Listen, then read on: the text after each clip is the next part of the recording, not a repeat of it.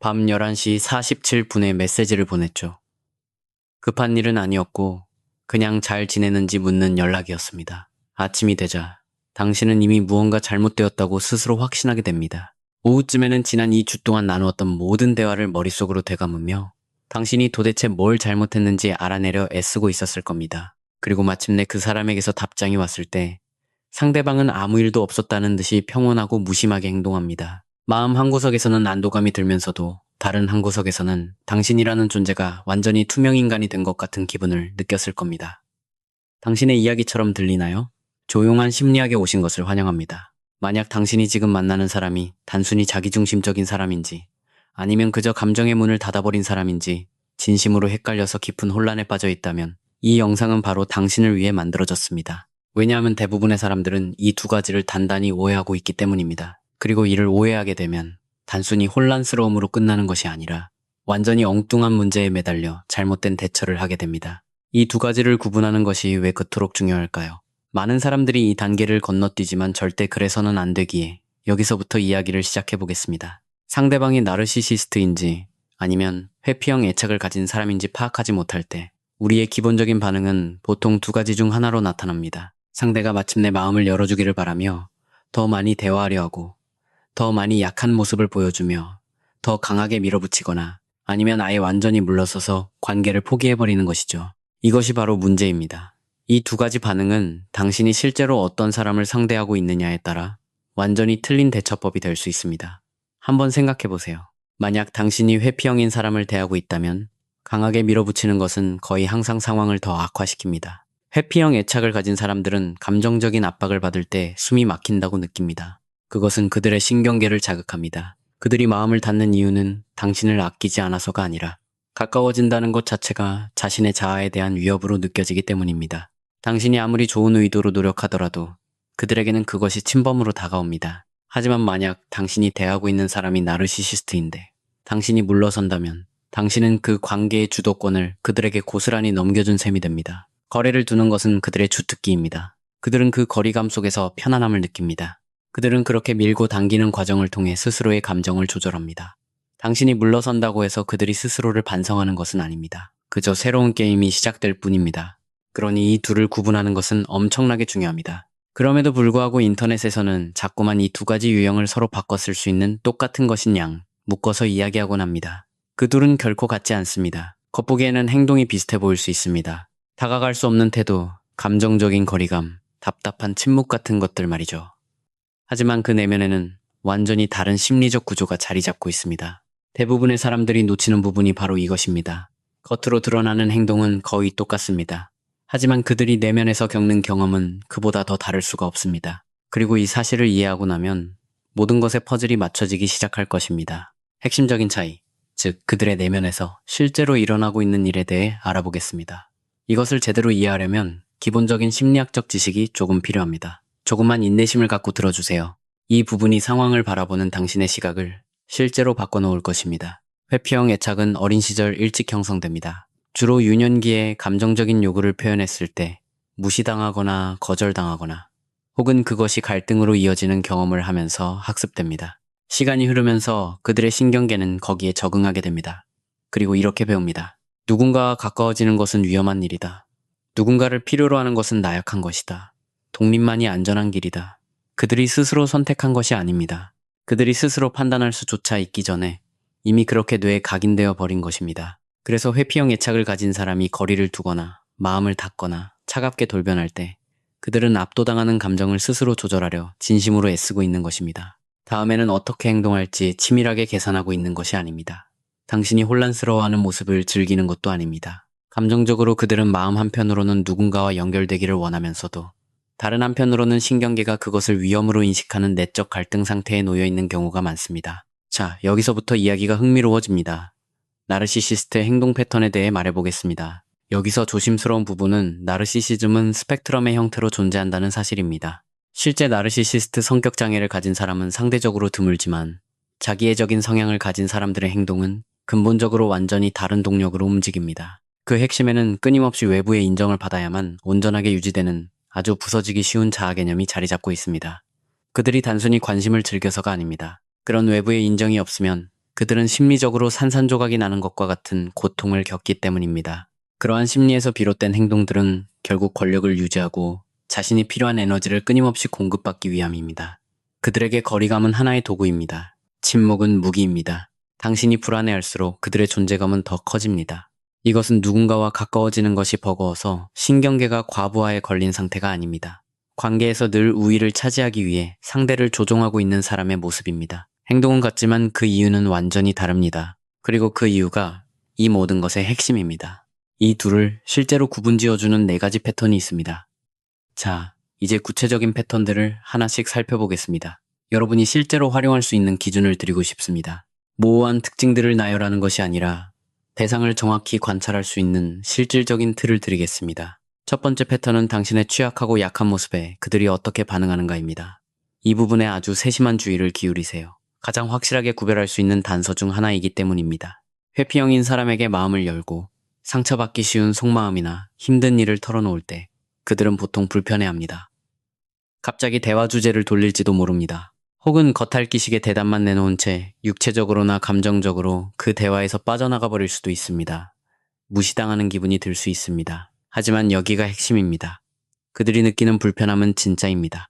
그들은 강렬한 감정을 다루는 방법에 대한 지도를 단 한 번도 받아본 적이 없기 때문에 이런 상황에서 어떻게 해야 할지 몰라 헤매는 것입니다. 그들은 나중에 써먹으려고 당신이 공유한 약점을 수집하는 것이 아닙니다.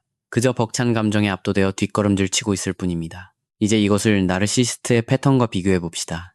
강한 자기애성 성향을 가진 사람에게 당신의 약한 모습을 보여주면 미묘하게 다른 일이 벌어집니다.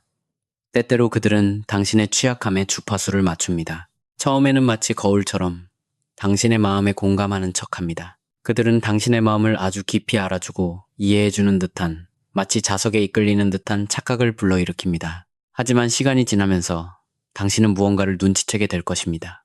당신이 털어놓았던 그 정보들이 그들의 머릿속에 차곡차곡 파일로 저장된다는 사실을 말입니다. 그리고 나중에 반드시 그 이야기들이 다시 인용됩니다. 항상 티나게 드러나는 것은 아닙니다.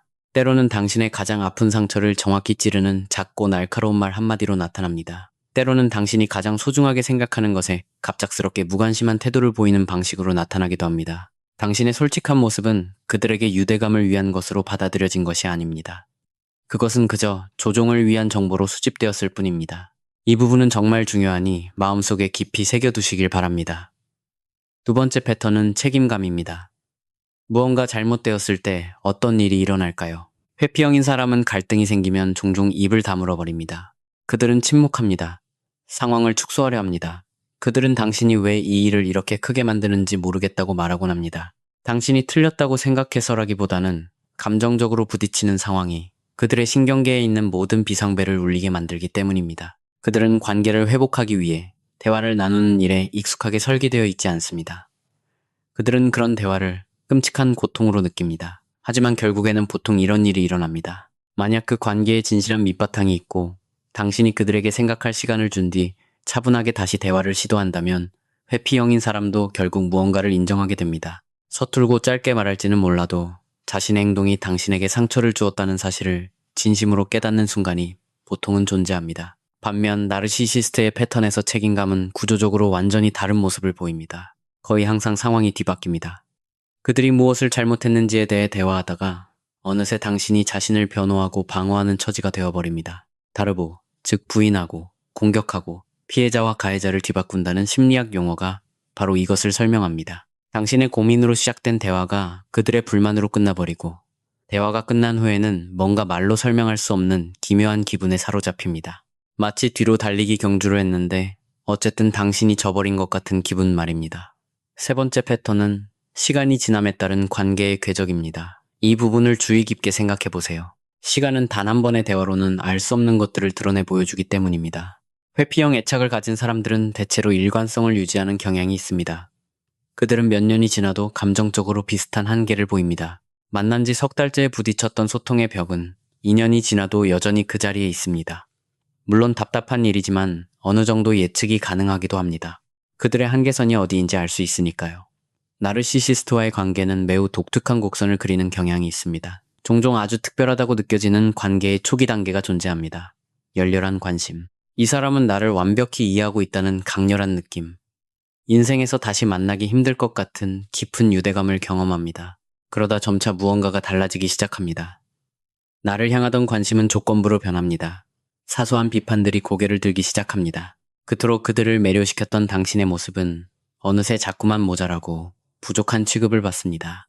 그리고 당신은 관계의 초반에 느꼈던 그 황홀한 감정을 되찾기 위해 갈수록 더 뼈빠지게 노력하는 자신을 발견하게 될 것입니다. 놀랍지 않게도 이것은 나르시시스트가 당신에게 정확히 의도했던 관계의 역학입니다. 네 번째 패턴은 그들이 다른 사람들을, 특히 그들에게 어떤 도움이나 이익도 줄 수 없는 사람들을 어떻게 대하는지 관찰하는 것입니다. 이 기준은 여러 헷갈리는 상황들을 단번에 꿰뚫어보게 해줍니다.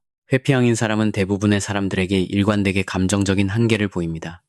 친한 친구 관계에서도 깊이가 부족한 경우가 많습니다. 그들은 방어적이고 개인주의적입니다. 그 누구에게도 지속적으로 감정적인 지지를 보내는데 소질이 없습니다. 특정인을 향한 것이 아니라 모든 사람에게 나타나는 전반적인 성향입니다. 하지만 나르시시스트 성향을 가진 사람이 식당 종업원이나 부하 직원, 혹은 사회적으로 자신보다 아래에 있다고 판단한 사람들을 어떻게 대하는지 지켜보세요.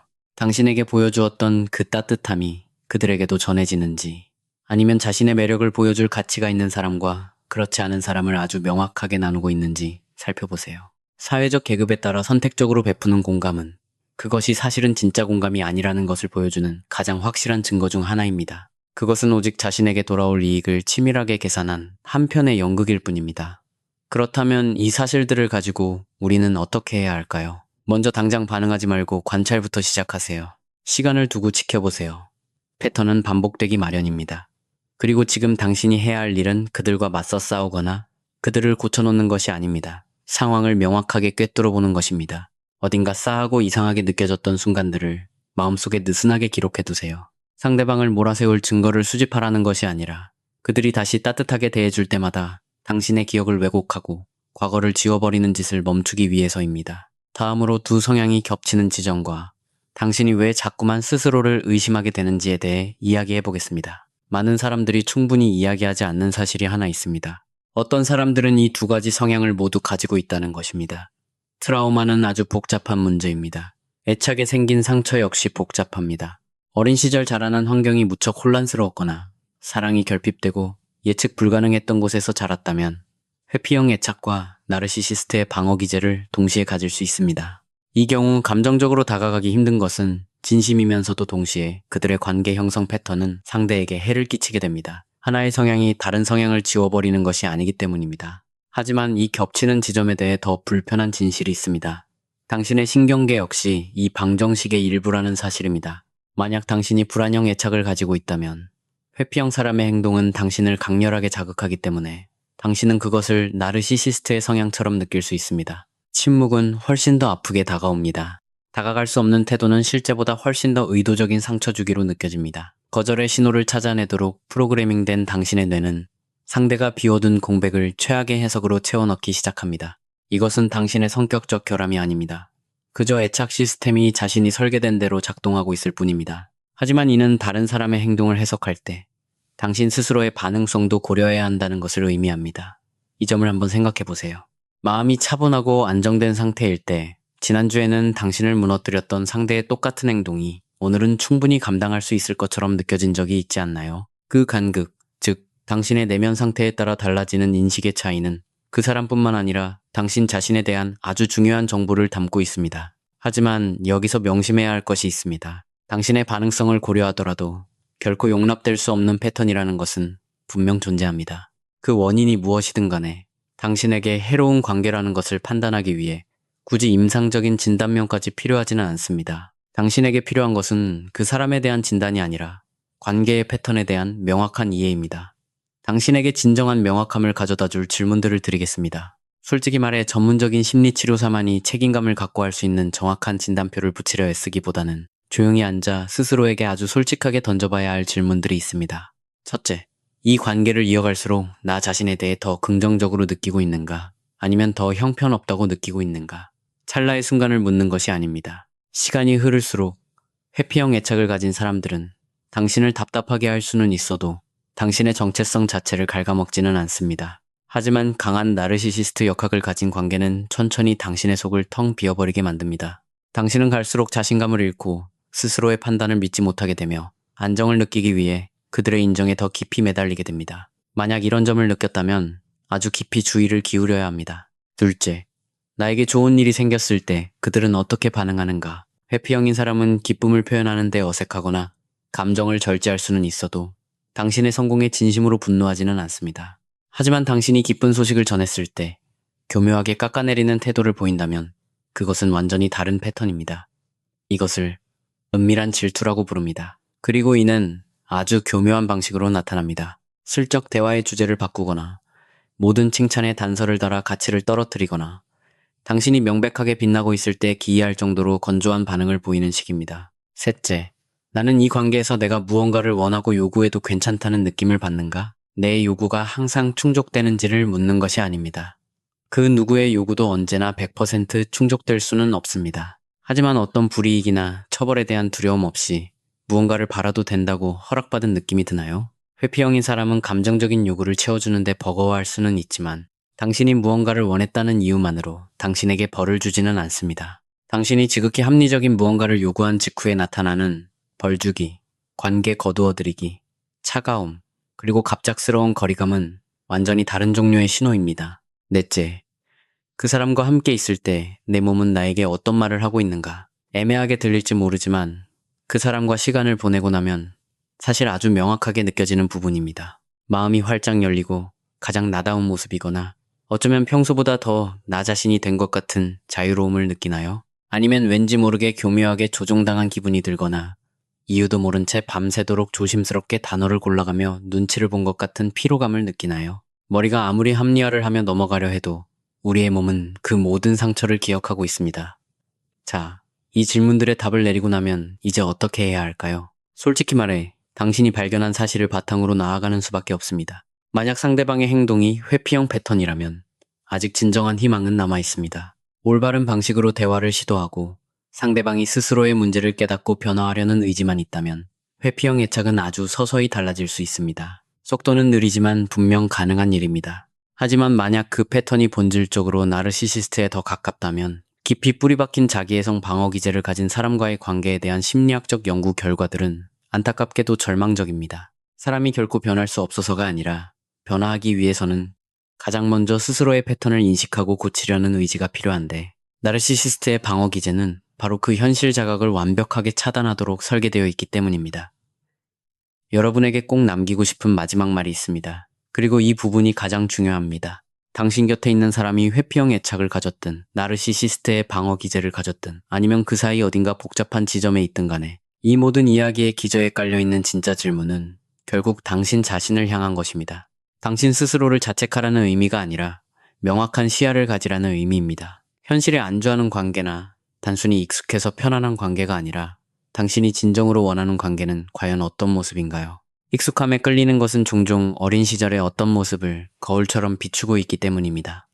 당신은 관계 속에서 실제로 어떤 기분을 느끼고 싶나요? 진정한 나로 존중받고 특별한 사람으로 선택받으며 솔직해져도 충분히 안전하다고 느끼고 더 나은 사람으로 성장할 수 있게 격려받으며 내 자신을 잃지 않으면서도 누군가와 깊이 연결되는 그런 기분 말입니다. 제가 수많은 사례를 통해 깨달았고 또 수많은 애착 관련 연구들이 일관되게 뒷받침하는 사실이 하나 있습니다. 감정적으로 큰 혼란을 주는 관계 속에서 오랜 시간을 보낸 사람들은 종종 자신만의 기준점을 잃어버리게 됩니다. 그들은 정상적이고 괜찮은 관계가 어떤 느낌인지 잊어버립니다. 눈치채지도 못할 만큼 아주 서서히 자신의 기대치를 밑바닥까지 낮춰버립니다. 그리고 마침내 일관된 태도와 진심 어린 애정을 주는 건강한 관계를 만나게 되어도 그것이 너무나도 낯설어서 오히려 버겁다고 느끼게 됩니다. 낮아진 기준점을 다시 정상으로 끌어올리는 것, 당신이 마땅히 받아야 할 사랑과 진정으로 필요로 하는 것이 무엇인지 다시 깨닫는 과정, 그것이 바로 당신이 실제로 해내야 할 진짜 과제입니다. 다른 사람을 진단하거나 상대방의 잘못을 입증할 증거를 모으거나 그 사람이 마침내 나를 이해해 주기를 애타게 기다리는 것이 아닙니다. 헛된 희망이나 두려움에 휘둘리지 않고 단단한 땅 위에 서서 결정을 내릴 수 있도록 자기 자신을 아주 투명하게 이해하는 일입니다. 지금 당장 당신의 삶에 있는 누군가를 파악하려 애쓰는 중이든 아니면 지난 몇 년간 당신을 괴롭혔던 깊은 혼란의 퍼즐이 이 영상을 통해 마침내 맞춰졌든 간에 스스로에게 질문을 던진 당신 자신을 칭찬해 주시길 바랍니다. 대부분의 사람들은 그렇게 하지 않으니까요. 대부분의 사람들은 짙은 안개 속에 머무르는 것을 선택합니다. 상황을 명확히 직시하고 나면 행동에 나서야 하는데 그 행동이라는 것은 너무나도 고통스럽고 어렵기 때문입니다. 당신이 지금 이 영상을 보고 있는 이유는 당신 마음속 어딘가에서 이미 진실을 똑바로 마주할 준비가 되어 있기 때문입니다. 당신 내면의 그 목소리는 충분히 귀를 기울일 가치가 있습니다.